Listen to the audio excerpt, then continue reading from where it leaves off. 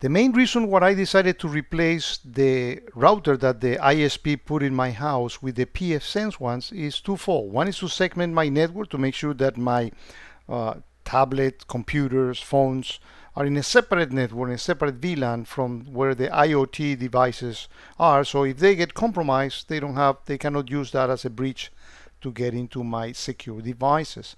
But also, I mentioned that another reason was that the pfSense has a much better default settings for protecting me and my loved ones here at home.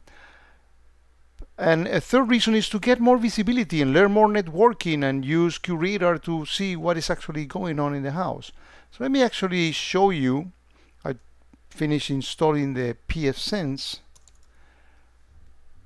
log source, and here it is, and there's a separate video that shows all the process on how this is done. It's very simple. The links to those videos are in the description of this one, and this is part of a pfSense playlist that contains them all. Let's actually close these and go to the log activity tab.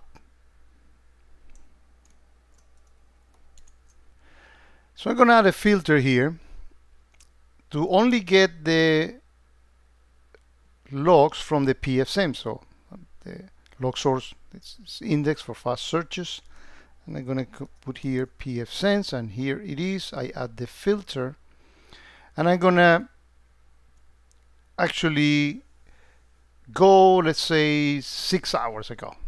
Okay, and you'll see me pausing the video because I'm going to cover the IP address of my network here at home.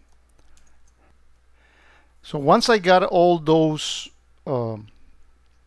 basically most of them are just firewall denied, I sort them by source IP, or I group them by source IP rather. And I pause the video, and here behind this is my actual IP at home.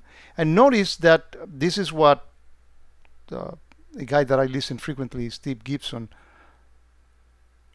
calls internet background radiation. And notice that there are IPs here from Russia, from China, also from the US. We're going to investigate this further. Let me scroll down to see more. And notice that there are actually 2 pages of it.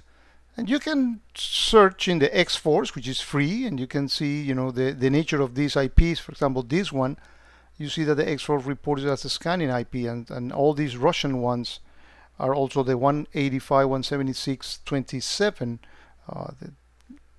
They belong to the same company or guy or whatever, and they do scanning. Do you want all this stuff to scan your network? I don't want it, so I'm glad that my pfSense router is actually filtering them. So now there's another thing that is kind of interesting that I just found. Is this 192.168.2.1, which is also, you know, when you click on those, you get all those events. Let me actually open the first one. And I was actually investigating what is this? This is inside my network. This is not going out, but what is the nature of this? And I saw the port, and then I investigated this further, and this is actually the Bonjour, which is for automatic discovery of devices. And then I connected this finding with the fact that my folks at home are complaining that since I installed this router, the pfSense, they can no longer print from their phones and tablets. So even though I have the firewall rules that allows from the secure network all going to the insecure network, but you know, this thing is actually being blocked by default. And in fact, I'm going to ask Polo, who is helping me with all these, to put the right settings to allow that from happening. Actually, I'll make a short video for anyone to have that information as well once I've figured that out.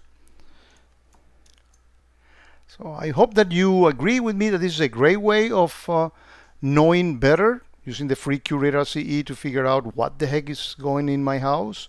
Polo and I plan on doing more videos. We're going to be taking proxy logs for Squid that we can install also on pfSense and get information incubator, or where is everybody going in the house, and use some of the apps that exploit that information, like the Cloud Discovery app. We plan on maybe also putting some snort IPS in the pfSense as well. So I think it's a great way of protecting your network at home, knowing better and learn more about networking, and have some fun with it.